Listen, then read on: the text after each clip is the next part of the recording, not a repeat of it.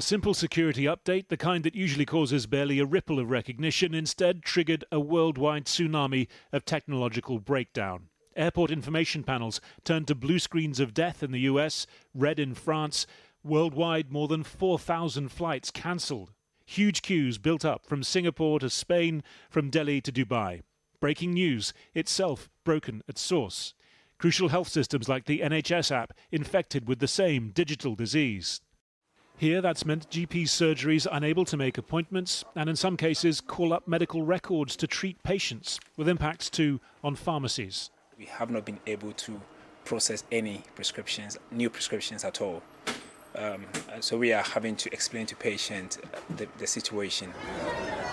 It's hit transport, with air passengers and their luggage having to be manually processed, delaying flights.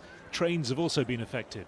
It's spread to payroll systems and card payments, Waitrose among the big retailers to be hit by the outage.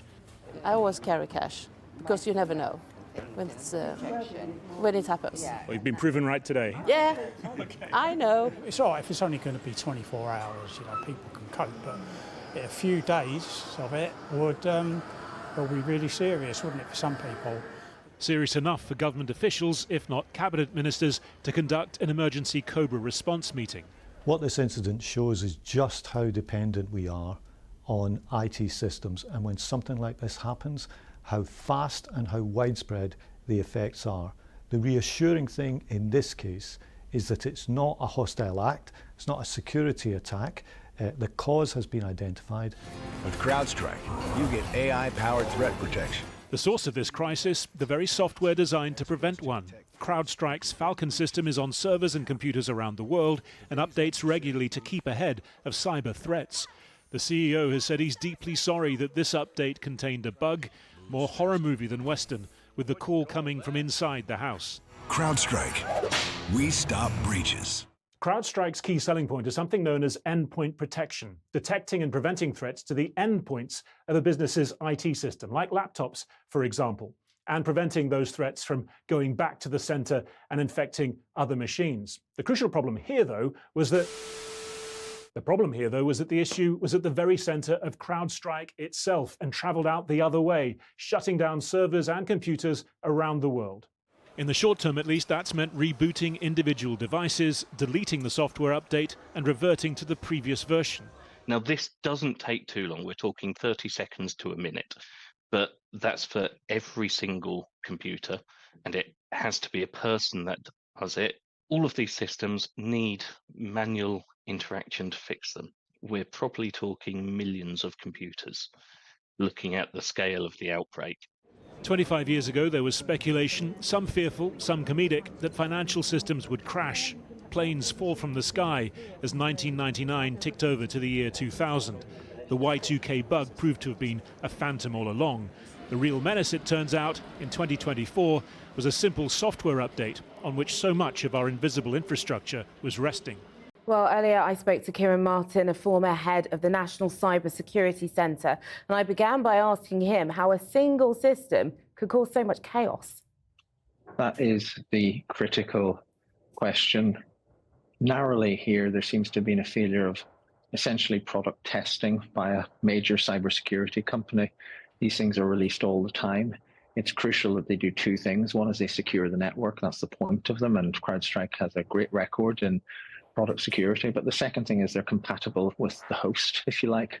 And clearly, much like a bad medicine interacting wrongly with the human body, what they've done here is essentially brought down users of Windows. And the reason it's been so devastating is that both Microsoft Windows, which we all know about, but also CrowdStrike for security, which fewer people will know about, are kind of top of the range products. So lots of big companies on which we all critically depend, airlines, whatever it may be, use both. And that's why the impact has been so ferocious, almost unprecedented, I would say. What does it say about our systems that they can't be kind of backed up and use other systems to put in its place? Because it seems like there's a monopoly almost of Microsoft and CrowdStrike here. So the monopoly argument does work both ways, in that one of the reasons why some of the products are regarded as so good is the scale of the companies that produce them. It takes a lot of money and investment, but of course then you get the single point of failure. What we're really bad at globally, and this shows this, is coping with IT systems failure, and IT systems fail all the time. So it's a bit like after the pandemic, we started to re-examine the just-in-time economy, the single network provider. Yeah, sure, it may be cheap and it may work very well until it doesn't. And for people who are dealing with this right now, planes or in trying to get a GP appointment, how long will everything take to kind of get back up and running? It has to be done individually. CrowdStrike can't just uninstall this, nor can Microsoft. It has to be done individually. So who's going to do that, and how quickly is each organization going to do that? The second is how complicated is the network, because the more complicated it is, the more you're going to have to make sure that you do it carefully and properly so you don't cause some other problem somewhere else.